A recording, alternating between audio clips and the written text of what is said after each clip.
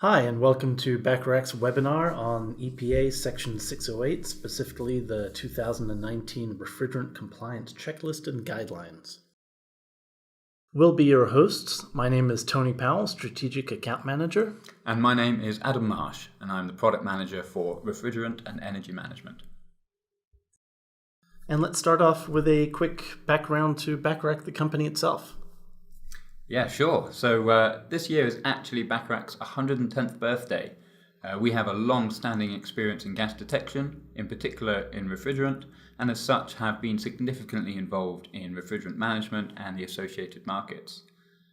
We have installed hundreds of thousands of our refrigerant gas detectors globally. As an organization, our mission is to make the instruments and data solutions that make HVAC and refrigerant safer, cleaner, and more energy efficient. So let's get started with this presentation. The basis of the presentation is specifically on the 1st of January, the final revisions to EPA's Section 608 Recycling and Emissions Reduction Program came into effect. Different aspects of the program came into place in 2018 and 2017. Not everything has changed, but here we will walk through the key aspects of the legislation as they stand now, post January 1st, 2019. These are the topics we'll be going into much more depth on the following slides. Adam, would you give us a brief rundown on what changes now with the EPA 608 after January 2019 on each of these? Yeah, certainly. So on the record-keeping front, this has continued from previous revisions, but the scope of what equipment record-keeping is required for has increased post-2019.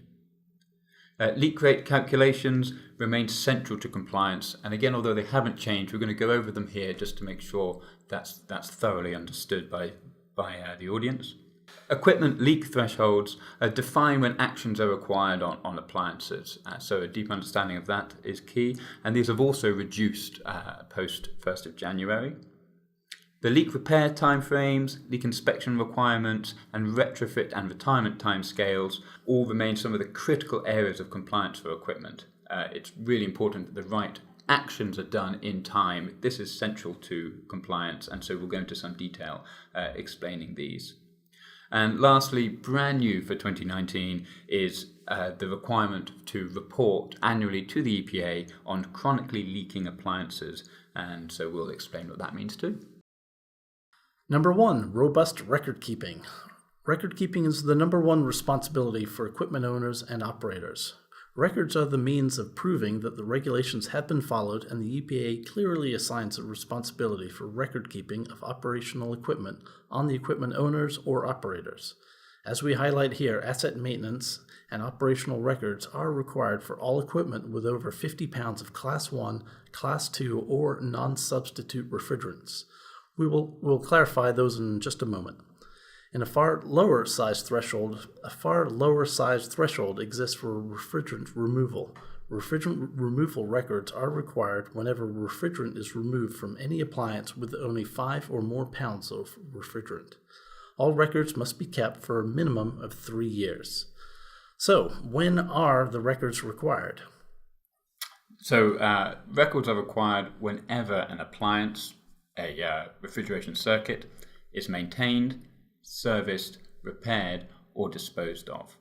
And so that includes doing inspections, adding refrigerant, doing a repair on that appliance, as well as, of course, any retrofit or retirement activities as well. Great, thank you, Adam. What type of records do we have to keep? So if the EPA come to inspect, they will need to ask you to be able to identify and locate all of your refrigeration equipment. You'll need to know what the full charge size is, any dates that any work was carried out, any parts or components of the equipment that were worked on, the type of work, was it a repair, so on and so forth, who carried it out, if refrigerant is added, what refrigerant and how much, and whenever you add refrigerant, the leak rate must be recalculated, but we'll come on to that in just a moment. And also the results from any inspections, checks, verifications are needed, and any plans for retirement or retrofitting the appliance, and the schedules for those activities will need to be demonstrated.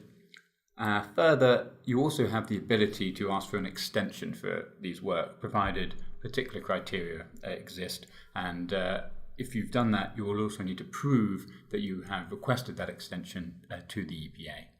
Perfect. Thank you, Adam. And just to clarify which refrigerants are covered by this, as I mentioned before, it's Class 1, Class 2, and the non-exempt substitutes. Class 1 are the very high ozone-depleting refrigerants, like the CFCs. Class 2 are the still relatively high global warming potential, but also with ozone depletion potential refrigerants, like the HCFCs, for instance, R22.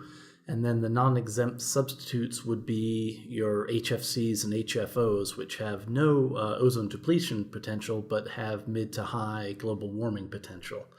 What you don't need to keep records on are the exempt substitutes, such as the natural refrigerants like CO2, ammonia, propane, isobutane, and those types, which have no ozone depletion potential and very, very low global warming potential.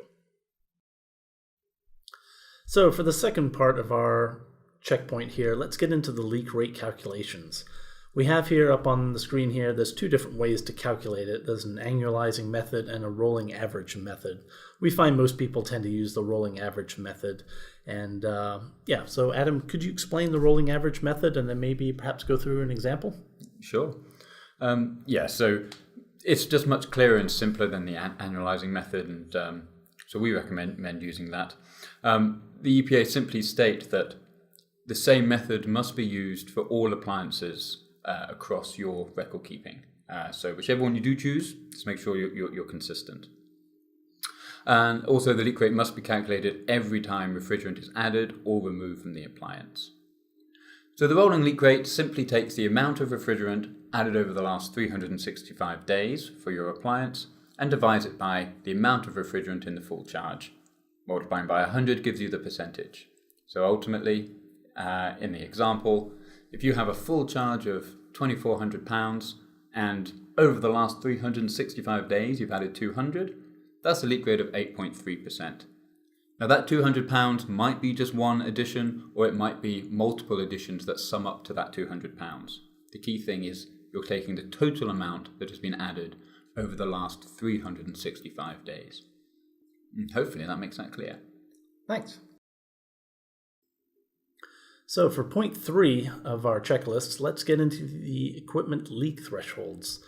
Starting January 1st this year, the thresholds have reduced, and it depends on which category. So for industrial process refrigeration, the threshold was 35%. It's now down to 30%. For commercial refrigeration equipment, we've gone from 35 down to 20, which is a big drop. And comfort cooling appliances went from 15 down to 10%. And again, this is the annual rolling leak rate, and the EPA refers to it as the applicable allowable leak rate. So if you exceed this, it doesn't mean you're non-compliant, but it does mean there's some extra things you need to do. Adam, can you explain this in a little more detail for us? Yeah, absolutely. So what it does mean is that for all equipment that exceeds its applicable allowable leak rate, actions must be taken to bring the leak rates below these levels. In particular, locating the leaks, repairing them, and verifying that these repairs and ongoing inspections are complete. And we will go into those in our later checkpoints in more detail. Now, these actions will need to be completed until it can be demonstrated that the annual leak rate can be shown to be under its threshold for a total of 12 months. A further point just to notice on this is that if an appliance falls into neither of these three categories here, it would be categorized as other, and anything that falls into that category, the 10% leak rate applies. For point 4 of our checklist, let's look at the leak repair timeframes. Just for clarity, these have not changed as of January 1st, 2019, but we want to go over them to make sure everyone's up to speed. So it's 30 days for commercial appliances, commercial applications, or 120 days for industrial process refrigeration. you can have extensions to these when certain criteria are met. Adam, could you explain what criteria would get you an extension? The EPA specify 3 criteria, one of which would need to apply to get an extension. The first is the appliance is located in an area subject to radiological contamination, or shutting down the appliance would lead to a risk of that.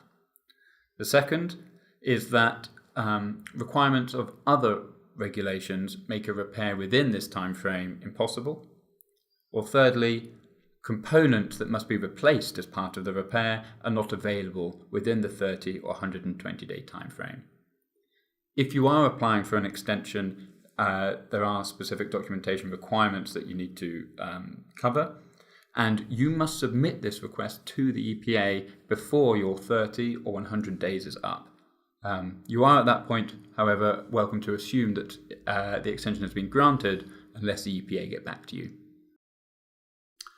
For point 5 on our checklist, let's get into the leak inspection requirements. As we discussed earlier, if the appliance actually exceeds its allowable leak rate, then we need to get into some additional requirements, and these requirements are inspections. We'll have different inspections depending on what type of equipment it is and also the size of the charge in the equipment. So here on the slide here, we can show you what the sizes are and the time frame for the inspections. For commercial and industrial applications, it's going to be every 3 months if you're over 500 pounds of refrigerant, and it's annually if it's between 50 and 500 pounds. For comfort cooling, anything above 50 pounds is an annual inspection. Adam, do you have any more detail you want to share? So the inspections are required until you can demonstrate that the rolling leak rate is under its threshold for a total of 12 months, which means that if you had one big addition, let's say in January, the leak rate wouldn't drop below that threshold until the following January, and you still then have to demonstrate that it's been below that for another 12 months. So ultimately, really, these inspections are going to be for a 2-year cycle. However, you can actually avoid the need to do quarterly or annual leak inspections if you have installed an annually calibrated automatic leak detection system, such as the Bacharach MZ, that continuously monitors and samples for refrigerant leaks. A key element here is that the equipment must be able to detect a concentration level of 10 parts per million or lower. Great, thank you. For point 6, let's cover the retrofit and retirement timeframes. As we mentioned, sometimes the equipment is exceeding its allowable leak threshold, and for that you need to apply a repair, and in some cases a repair doesn't fix the equipment. It doesn't come under its allowable threshold, in which case we need to discuss how retrofitting or if we retire this equipment, and there's the EPA covers this in quite a bit more detail. Adam, could you go into the specifics on this? Yeah, so there are 3 key steps to the process. Firstly is documenting the decision to retrofit or retire your equipment. Then the submission of a plan, and then acting on that plan. So for example, retrofitting will involve removing refrigerant, making any modifications to the equipment, and then the addition of the new, different refrigerant that it falls into the substitute refrigerant section that we discussed earlier. On the retiring front, that will involve removing refrigerant and the documentation on that, as well as the documentation of the decommission and removal of the appliance and who that went to. Is there a time frame we have to hold to here? Yeah, absolutely. Yeah. So the documenting the decision must be made within the repair time frame, which was the 30 or 120 days we just discussed just now. The plan for your retrofit or retirement must come within 30 days of that decision.